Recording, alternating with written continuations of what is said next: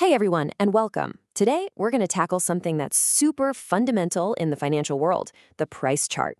We're going to dive into what they are, why they're so important, and break down how to read the three most common types you'll ever see.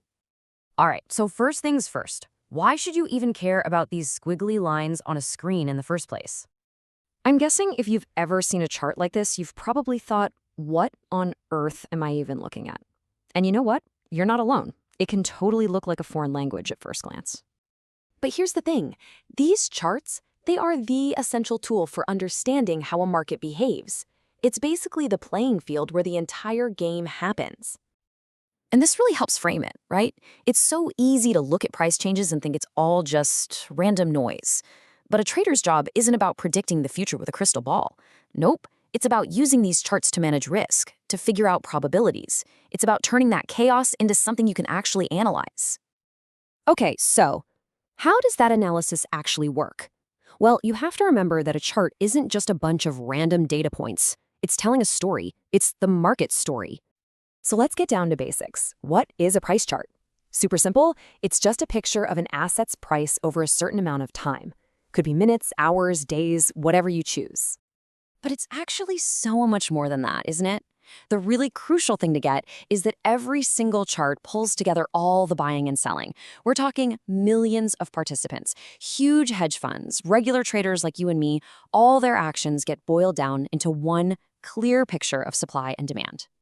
All right, so we know what a chart represents, but how is that story actually told on the screen? Let's dig into the three main ways this data is brought to life. We're going to look at the three most popular kinds of price charts you'll see out there: the line chart, the bar chart, and the candlestick chart. We'll start simple and build our way up. All right, let's get into it. We'll break these down one by one, starting with the most basic and adding more and more information as we go. First up, the line chart. This one is super clean, super simple. It does one thing, and it does it really well. It just connects the closing prices from one period to the next. What's that good for? Well, it gives you a fantastic big picture view, making it really easy to spot the overall trend. But that simplicity, it's also its biggest weakness. See, the line chart only tells you where the price ended for that period. It gives you zero clues about what happened in between. Did the price skyrocket and then crash back down during the day? The line chart has no idea. It won't tell you. So to get that missing info, we need to level up. And that brings us to the bar chart. It looks a little more complicated, but that's because it's showing us the entire price range for every single period.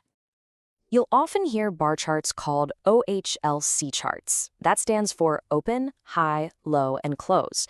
It's all right there in that little bar. The very top of the bar is the highest price hit, the very bottom is the lowest. Then you have these little horizontal lines, or hashes.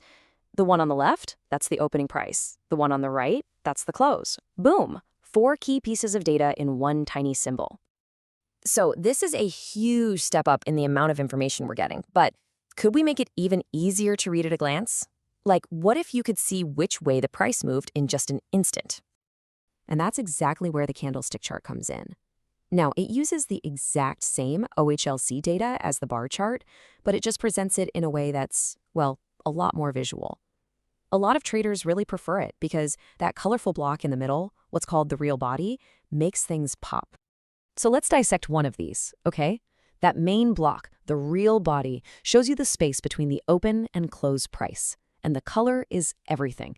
If the body is green, it means the price closed higher than it opened. That was a good period for buyers, a bullish period. If it's red, well, the price closed lower than it opened, a bearish period. And those thin lines sticking out, the wicks or shadows, they still show you the absolute high and low points, just like on the bar chart. Okay, so let's put it all together. The line chart, that's for your big picture, long-term trends. The bar chart, that adds in the full price range and gives you a sense of the volatility. And the candlestick chart, it gives you everything the bar chart does, but adds that instant color-coded visual of which direction the price went. You can really see how it's a spectrum, right? From simple to jam-packed with info. So after all that, you're probably asking, okay, which one is the right one? Which one should I use?